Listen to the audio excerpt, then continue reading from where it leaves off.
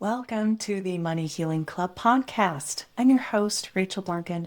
I'm a certified financial therapist and art therapist, and I founded the Money Healing Club. You've come to the softest place to land in personal finance, where we talk about all the things we don't usually say when we talk about money. This podcast is for education and entertainment purposes only and does not replace professional mental health, tax, legal, or finance advising. What does it look like to be good with money in 2026? As you let that question sink in, allow any ideas to float to the surface. I also want you to commit to the next 40-ish minutes to listen to this episode, because my guest today has some really thoughtful opinions about what it means to be good at money. My guest today is Ilia Pèrez. She is a pharmacist and financial coach who brings so much curiosity and care into money conversations. Through her work and her own experiences, she's seen how releasing fear and shame around money opens up space for peace, even kindness, trust, and possibility. Ilia offers budget coaching in both English and Spanish. When she's not working, she loves slow mornings at coffee shops and exploring new places in Puerto Rico.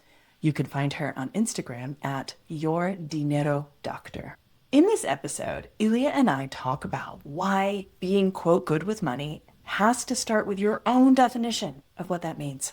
We also talk about the money themes Ilia has seen in herself and other Latinas, including what it means to break cycles and make intentional, values-aligned decisions. We also talk about her signature Dinero Date framework, a weekly financial self-care practice that you'll actually want to try. I know I do. Ilia's approach is both deeply human and deeply practical. I love that bridge. This conversation is especially for you if you've been avoiding your money or craving a reset or wondering how to build habits that actually feel good and stick. If you are ready to go deeper into your own money reset, my class, The Money Reset, is open for registration right now. And actually, Ilia and I will be co-teaching it. We will teach you how to unblock your money scripts and actually build and maintain, get this, a money tracking app. Yes, it's possible. The reset is for you if you've tried it all. Spreadsheets, apps, journaling alone, just thinking a lot.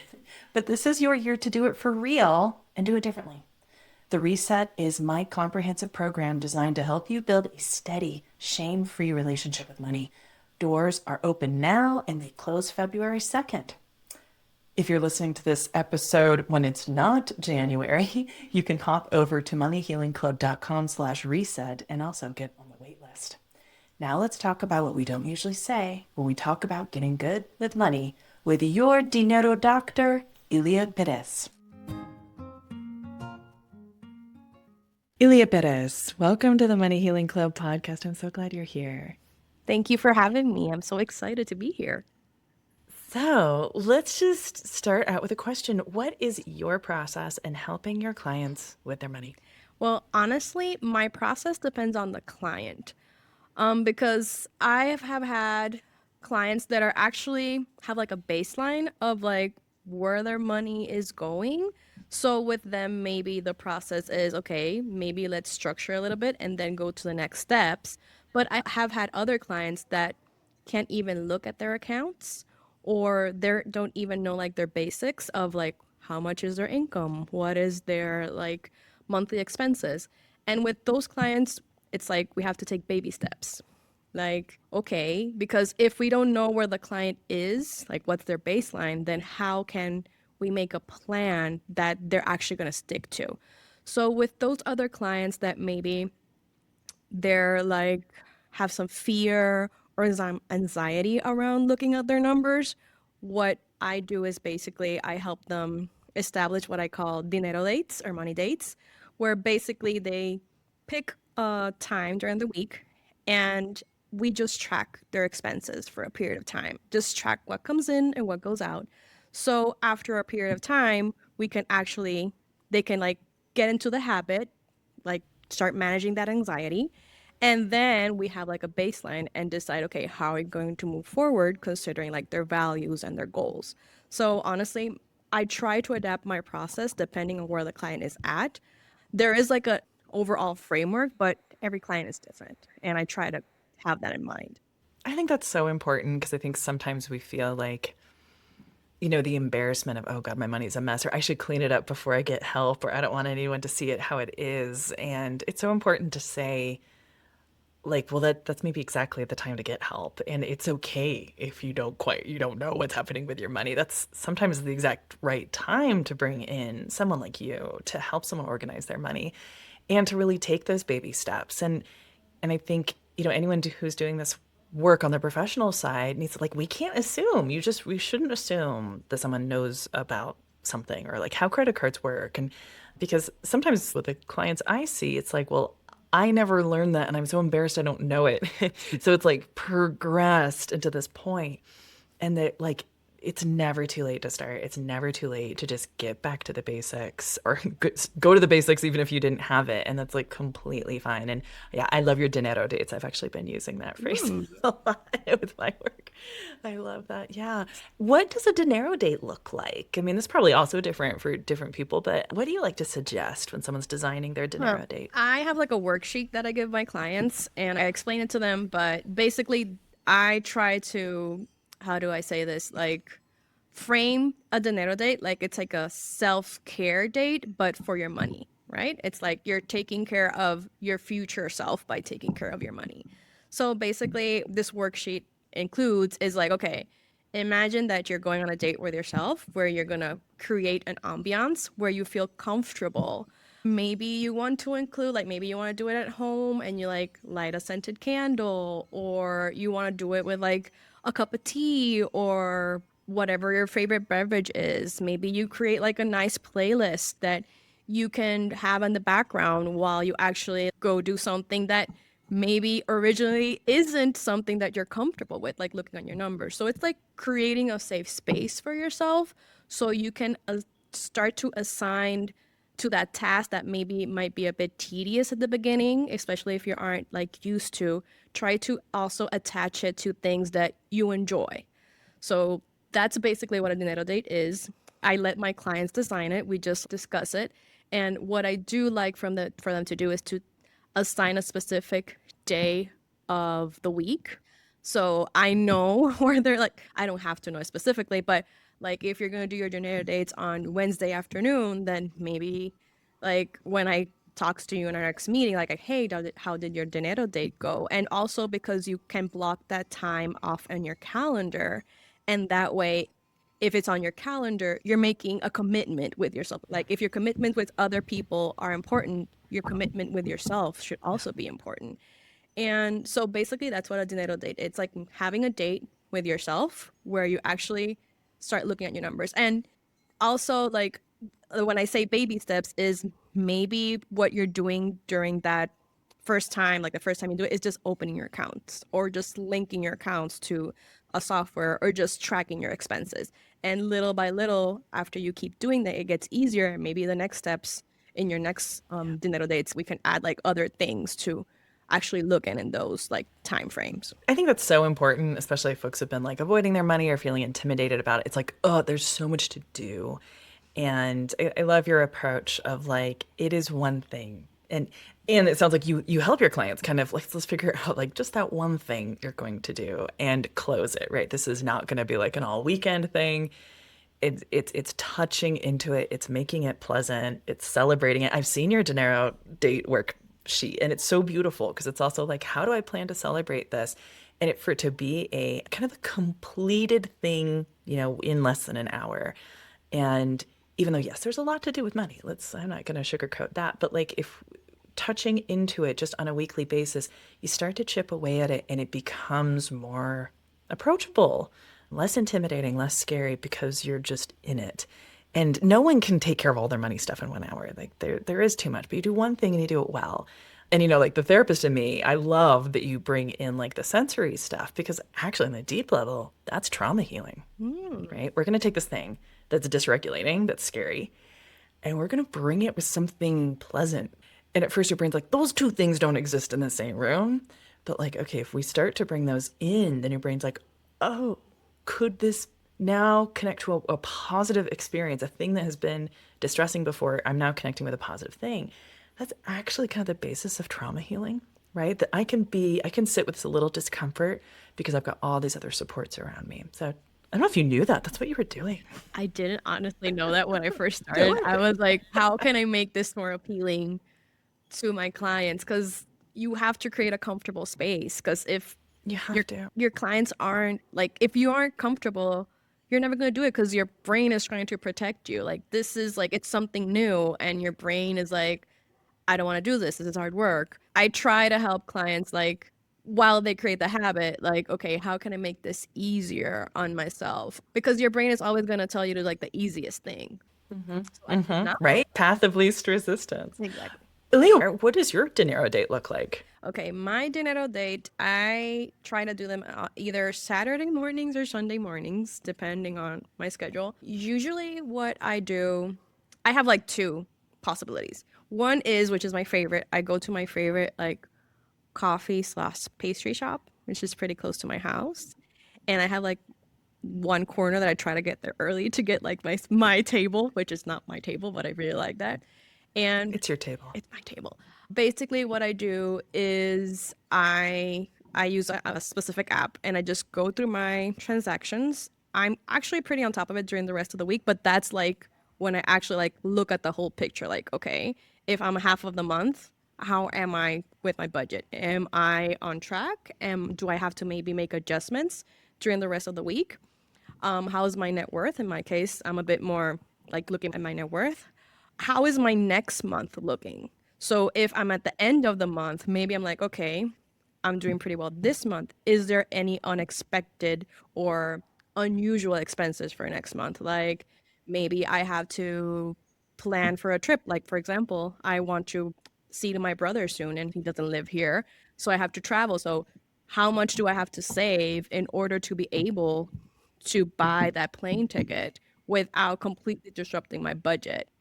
And I try to do it in this place that I love with my cup of coffee. They make amazing coffee and they have these amazing croissants.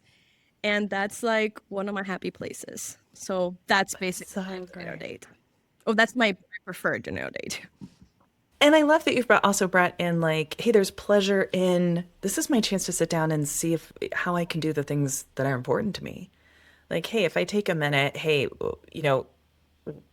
this helps me set a goal, right? Do a little research. How much do I need for my trip to see my brother? And then now I have a thing that I can compare other spending choices against, right? Would I rather go out to lunch or would I rather put that more towards my trip for my brother, right? And now you have that more like top of mind, which is really what it's about. Like I'm familiar with what's happening with my money so that I can make some conscious decisions as the weeks go on. Exactly. And also align those decisions with my values. Something that I also do, I have a Post-it on my laptop, actually, which lists my values. And whenever I'm doing my budgeting or my projections or my planning, like I'm trying to plan like what I'm going to do for 2026, I try to have those values in mind. Or if I'm undecisive, because sometimes it creeps in, I'm like, okay, how does this decision, priority, goal align to those values? And that's something I also try to incorporate with my clients. We do a values exercise. So, because sometimes we don't know what our values are, or we have an idea, but I think that's also important because your priorities might change because that's life. Obviously, everybody has different life stages, but your values, they can change. But I think overall, they kind of mostly stay the same. So they're also like those like guiding objectives for which to strive for. Would you mind sharing what are your current values? Yes. My current Let's values see that are Post-it note. compassion, freedom, joy, authenticity, vision, service, and relationships. So good. And like while those are like I can resonate with all of them, I think if any of us look at a big list of values, sure they're all important, but you're going to have top ones, and also I do think they can shift certainly with different stages of life. I think as after I cross 45, it's like okay, the appeal of adventure is not really there like it used to be, and that can also be something to be honest about.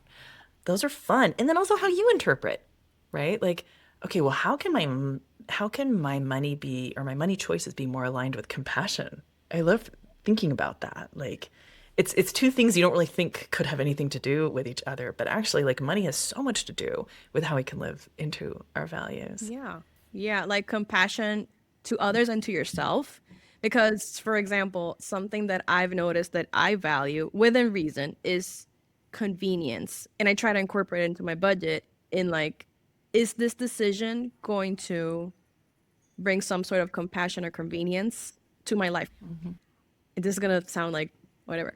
I decided to buy with my boyfriend like one of those automatic like those little like machines that cleans your floors. Oh, A Roomba. Roomba. Yeah. Roomba. It was A an Roomba. investment, but I was like, okay, but this is gonna bring an aspect of convenience, which is a way to bring in compassion because it's one less chore that I have to do like constantly. It's like, how do I include compassion for myself and for others? Like, do I want to include a monthly amount for like gifting or for like donations to charity? Like, it's important to see how to incorporate your values into your budget for towards others and toward yourself. Yes. I love that. And also, like, two people could buy a Roomba for very different reasons, like filling in very different values. And that's what makes finance so personal and beautiful. I love knowing this and knowing you. I totally understand why those are your values. It's beautiful. Thank you. Okay, so we're talking here at the beginning of 2026, and we're going to do like crystal ball stuff. No, I don't know. No, we don't know. We can't tell the future. But like, what do you think it takes to be good at money in 2026? I think first of all, being good at money is like a personal definition. Like for somebody, being good at money can simply mean like paying their bills on time. Another person being good with money could be like having a certain amount of savings or paying off their credit card. So I think that's a very personal definition. But in 2026, obviously, like you're saying, we don't have a crystal ball. I think it's one, being honest with yourself, what that personal definition is, and two, learning to balance how to take care of yourself now versus taking care of your future self, which would I think would entail looking into savings, maybe looking into paying off some debt, or at least starting to form a plan to do that. Because the truth is, we don't know what the future holds. But if we try to create a plan for ourselves, a plan that is sustainable, then that will give us more opportunities and more tools to manage the uncertainties that life is gonna throw at us. Because obviously, we don't know when an emergency or when life is going to throw you a curveball. But if you know that you have a plan to pay off your debt or you have an emergency fund, that's going to give you peace of mind, or at least a little bit more peace of mind when those situations pop up, that if you're just like always trying to figure things out as you go. So I think that's what it means. Like being honest with yourself, like, okay, what do I need to do to keep taking care of myself now versus what I want for my future? What do I want that future to look like? Because there's always going to be things that we can't control. That's obvious. But it's trying to figure out, okay, how can I give myself like a cushion or a peace of mind? And what do I need? Like, what are the action steps that I need to do to get to that point? Right. And balancing, like having your values list, having that in mind, not only for your present moment, but like your, well, I'm still going to be a person in a month or in 6 months, and like living into your values in the midterm future can guide a lot of money decisions right now, right? Like, well, right now I really need a croissant, and that's great. And we want lots of room to be able to be spontaneous, right? But it's like, oh, but I also have this goal of getting, again, like a flight to see my brother. And like, I think it always feels good when we're going towards something. And because nowhere have I heard you say like restriction, right? And I think a lot of folks think, oh, I'm going to talk to a budgeting coach. I'm going to set up a budgeting app. That means I'm going to restrict myself. And that's really not, it doesn't have to be that way. Exactly. It just doesn't have to be that way because actually we're going towards something. Does that mean you might switch your spending around? Yeah. Can that be uncomfortable? Sure, totally. That's also why it's so good to have a guide with you, because this is tricky and there's going to be slip ups along the way. But actually, you're always going towards something, and money can help you go towards something. Exactly. It's like you said, getting that balance between what are my needs now versus that goal that I decided in the future. Like, what do I need to shift? Like, what habits or lifestyle changes? Because I see managing money, for example, like when you're trying to like eat better, if you go on a very restrictive diet, it's not going to stick. Like, it's not. But if you Never. decide to make lifestyle changes, like I'm going to give up sugary drinks, and instead of drinking sugary drinks, I'm going to drink fizzy water or something like that.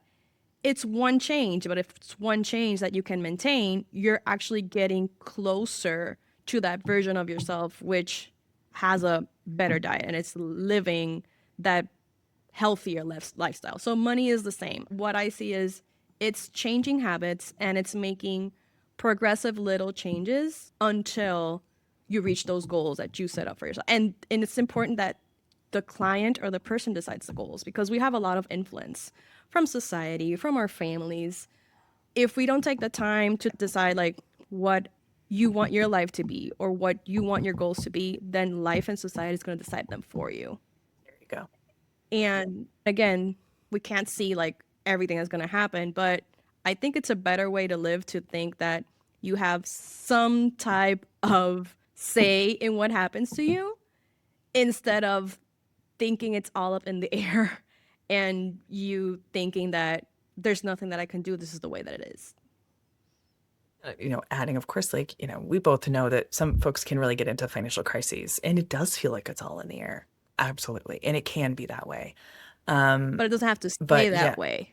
it doesn't have to stay that way. And I think what happens also, I mean, this is more of like kind of a mental health perspective, but if I'm talking with an adult who went through a lot of money was up in the air a lot as a kid, then that feels normal. That is And so in what way are we perpetuating that money chaos that might be like your kind of go-to and you don't even realize it? Like it also doesn't have to be that way. Also, or growing up in a household where money was really like stagnant and restrictive and mean, right? It also doesn't always have to be that way. Yeah. So that's like a lot of these personal experiences with money sometimes can stick and doesn't actually match reality of how it has to be. Yeah. And I think that's where your line of work is so important because if we don't identify our patterns as an adult, because I was actually having a conversation with a family member and I was like, whatever happened to us when we were children, that's not really our fault, right? We depended on the adults that were around us. But in my opinion, and Rachel, maybe this is wrong and I'm overstepping, I hope not. As we get into adulthood, I think we have at some point, if we want to, the capacity of looking inward and see what of those childhood wounds we're still carrying and decide if we want to make changes, if we want to get help.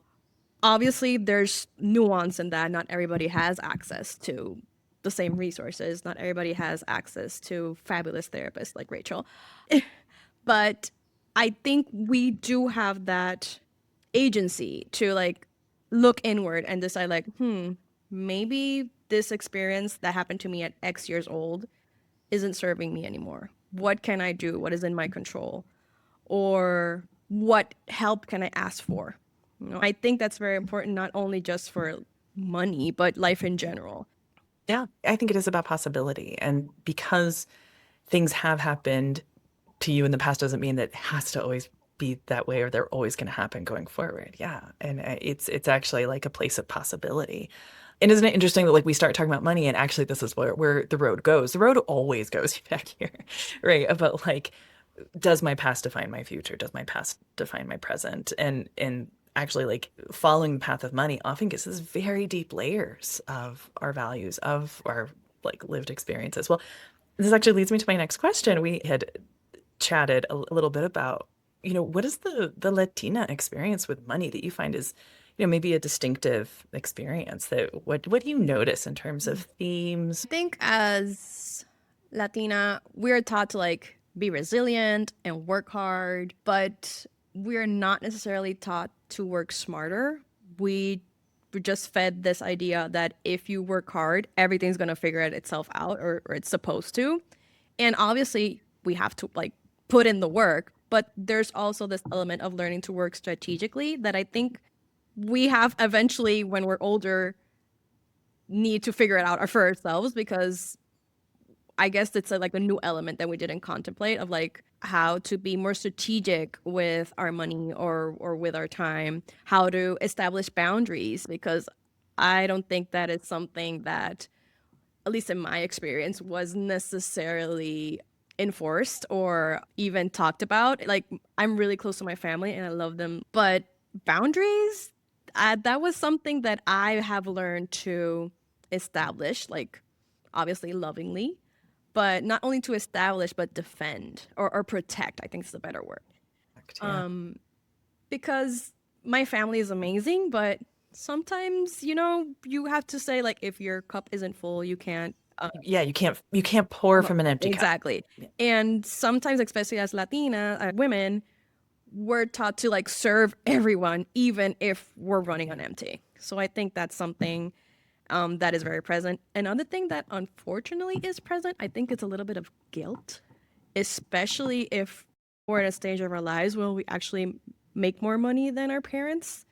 There's like this sense of, okay, how do I give back? Which obviously is very important, but there comes in the boundaries of how do I give back without sacrificing my financial future. And I think there's also an element of, and maybe I'm going into dark waters here. I love the dark waters. There's also an element, depending on if your family is religious, if not, of faith, of that. For example, if you believe that Dios proveerá, that God will provide, that should be enough. So you don't have to look at your numbers. You don't have to plan because God will provide. And obviously, faith is important, but again, we come back to the importance of strategy and the importance of also having agency into what you want to do. And there's also a term of, and I think it also has to do with faith, of no ser malagradecida, which in English is like, don't be malagradecida, is like, oh God, I can't think of the word right now. Say it again. Malagradecida. It's like not wanting more, but being grateful with what you have and not wanting more. If that's what you have, you should just be grateful and not want more. You shouldn't want anything different because You're saying, right, there's a other side of the coin. There's kind of like a dark aspect of that possibly. exactly, where like, because putting up with a situation that's maybe not great or not wanting more that could actually help or improve your different situation. or something different, Or just like different. yeah. Yeah. And I remember hearing that phrase, you have to be grateful, which of course it's important to be grateful, and that has a positive impact in our finances, in our level of happiness, but it's okay to want something different. And I think that we are not taught, or we are not usually giving the permission of considering that there can be something different, of considering that we can go down maybe non-traditional paths. And there also is guilt associated if you at some point decide or realize like, I don't like the path, or I'm not 100% comprometida or 100% convinced with the path that I'm on. Well, and I know you come by this honestly because you're walking the path of a pharmacist and a budget coach, which is probably not a traditional one laid out for many Latina women. Yeah, yeah. And it was a bit of a struggle when I realized, like, first of all, I can do more than one thing, because I think I was not necessarily raised. I had this belief that I go to school, I went to school for a long time, I'm working, have this career. I thought like life was just gonna, like, everything was gonna fall into place. Like, I had this big goal, I reached it, everything should work out. Like, I don't know why that was the belief that I had. And then I came little by little into this realization of something is not completely working for me. And again, on paper, everything seemed fine, but there was something else. And at the beginning, dealing with that guilt of you're so blessed, which I am, and I'm very grateful, was like, am I even allowed to question this? Am I even allowed to think that I can want something different for myself? Yeah, that was one of my realizations. And I've had this conversation with other people in my family, my cousins, my friends. We get to this point of we followed the rules, and like, we did what was expected of us. And maybe once we hit that goal, or when we're in the process of hitting that goal, we actually like get this inkling of, is this what I really want to do? And there's a lot of emotions that come up of, I'm doing what I was supposed to, I am making my family proud. Am I really okay with this path? I'm really glad you've listened to that inkling. Thank you, Rachel. And the people who I really like, the other financial professionals I really click with or connect with are the ones that like came to personal finance work as kind of a calling, as like this feeling of, I even tried to ignore it. I ignored it, for years, that like the money side of my brain and the therapy side of my brain were just two different, completely different side of my brains. Or that I was that weird therapist that likes to talk about, rates. And like it was this thing that I struggled with because it felt like it didn't integrate. But then when I finally listened to it, like something really clicked. And I see that in you. And I think it takes such guts to listen to the inkling of a calling, whatever that might be. And I'm very glad you listened to it because it brought us together. Oh, thank you, Rachel. Thank you for that. Absolutely.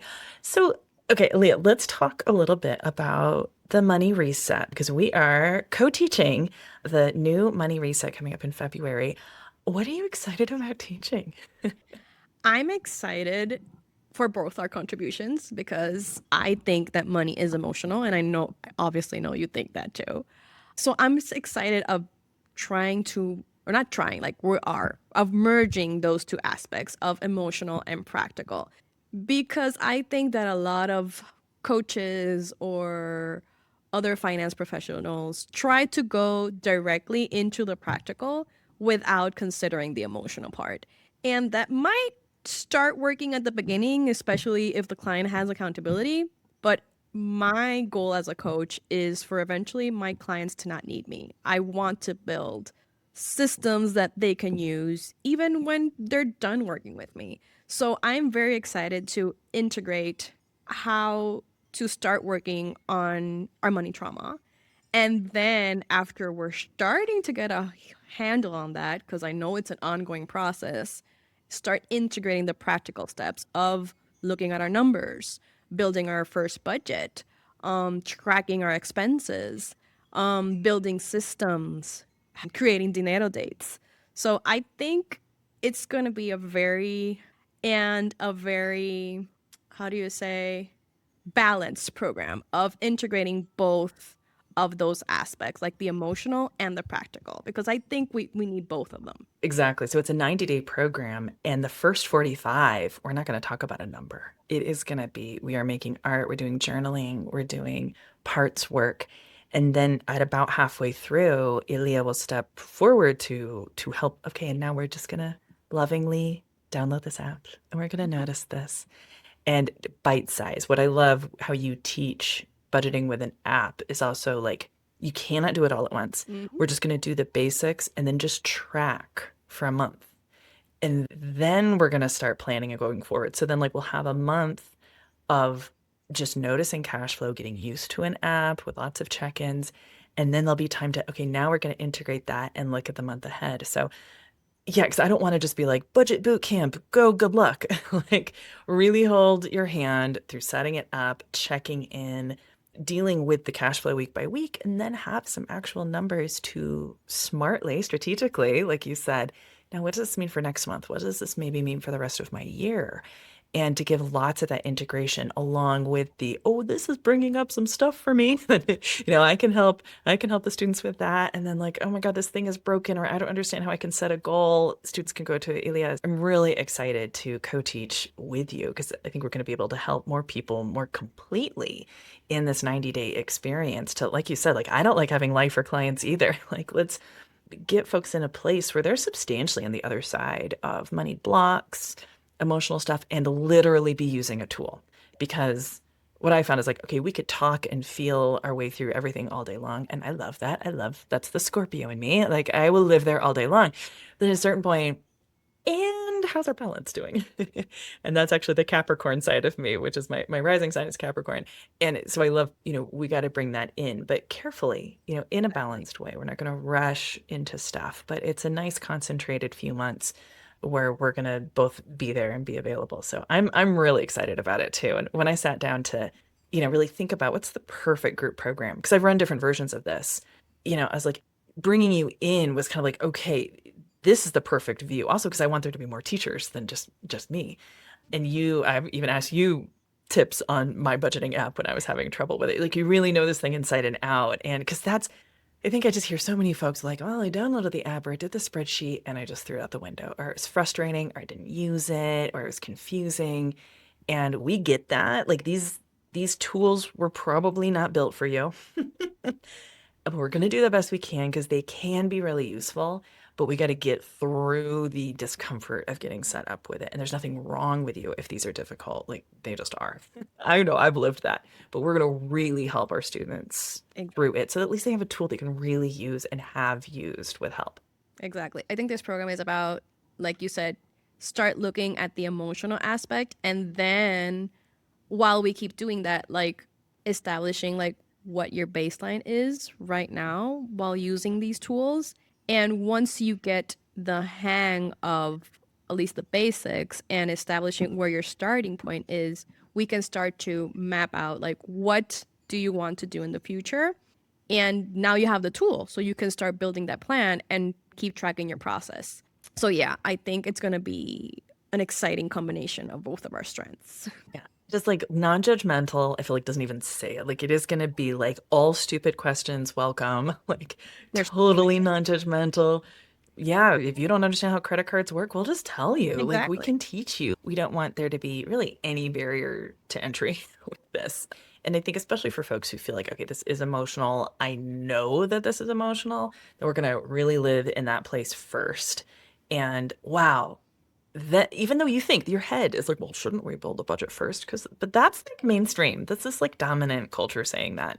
That approach works for some folks, but the people who I work with will know when it's time to do the app, and it will feel easier. It will feel accessible once you've done some of that more emotional work. So, and once you know your baseline, because how can you build a budget if you're not sure what your income and expenses are?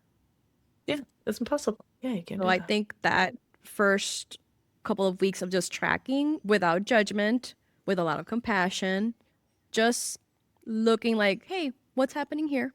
Okay, I'm starting to see patterns. That is okay. And then we can move into like, okay, this is what's happening. What do I want to maybe tweak, or what do I want to keep, and what things do I think I can make positive changes to?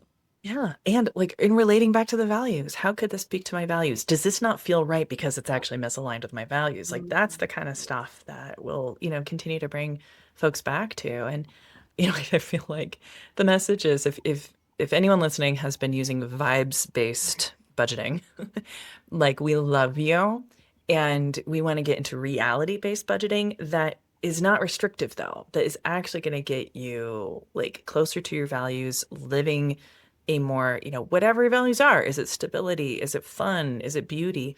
All of those things are possible. And you can do that while knowing your numbers, and you don't need to like become a whole new person. Exactly. You really don't. No, Really. it's just fine tuning like what your values are and translating that into your numbers, like your habits, your financial habits. So it's not really like Rachel said, not becoming a whole new person. It's just, I think it's trying to redefine or trying to rediscover what version of yourself you want to be. Like, but it's already in you. Yes. And we're going to help you. Exactly. And I think also folks who are like, oh, I'm, always bad at math, or I've always been bad at money. I really hear that, and that can feel like really entrenched scripts. There's some path, and we're committed to help everyone find it. And you actually don't have to be good at math to get good at money. But that's often a misconception I hear out there. I mean, if you know that like 10 is more than 5, that's the level of math we're talking about. None of it is very complicated math. It's usually about comparing things and just like looking at figures. So this is like pretty basic finance 101, right? We're not doing complicated stuff with investments, but this is a good baseline to then be able to like go to an advisor or go to an investment person. We will get you set up for that. Well, I'm psyched to teach with you. And yeah, how can folks get in touch with you, Ilia, if they want to reach out one-on-one or anything? Well, I'm right now on Instagram at Your Dinero Doctor. You can also email me at yourdinerodoctor@gmail.com. Those are like the two main ways to contact me. If anybody wants to reach out or have any questions, I'm more than happy to answer them. That'd be great. I really encourage anyone to do it and tell them Rachel sent you. Okay, I have a question I ask all of my guests towards the end of the podcast. I'm going to ask you a question. You could share your first intuitive hit. There's no right or wrong. But if you were to imagine your money as a creature, real or imagined, what image comes to mind? Okay, I laugh because I don't know why this popped into my mind. But the first thing that I thought was a sloth. I don't know why exactly. But I think it's because I really like them. I don't know. I think they're cute. And I think money, if you do it strategically, can slow and steadily get you to where you want to be or closer to where you want to be. So I think that's why I thought of a sloth, because I don't think all money moves have to be like quick and grandiose. I think that if you learn to set your systems, like the right processes, the right automations, I'm a big believer in automations, then poco a poco, or little by little, or paso a paso, you can eventually reach your goals. So that's the first thing that came to mind. And be cute. Like you can still be cute Yeah, and do exactly. money. Poco poco. That's exactly it. I love that. I can picture your sloth. You're cute, slow moving. Gosh, sloths even they get like a lichen growing on them. They move so slowly. Slow money, y'all. Like sometimes money's fast and sometimes money's slow.